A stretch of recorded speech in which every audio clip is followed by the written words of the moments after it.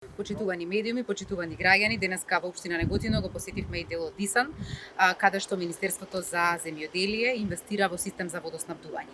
Министерството за земјоделие во изминатиот период инвестираше во овие 2,5 години навистина во осовременување на сите процеси, се со цел како држава да имаме можност сите ланци на производство на храна да функционираат профитабилно, но исто така да може и да имаат поголем принос во економијата. Денеска земјоделството учествува навистина во бруто домашниот производ, но исто така сметаме дека навистина во иднина треба да уште позасилено вложуваме во овој сектор. Кризата ни покажа ова кој што и здравствена и социјоекономска криза и домашна и светска, дека инвестирањето во домашното производство на храна и преработка се значени за секоја земја, посебно кога има можност за да одредени текови и движења глобални се намалуваат.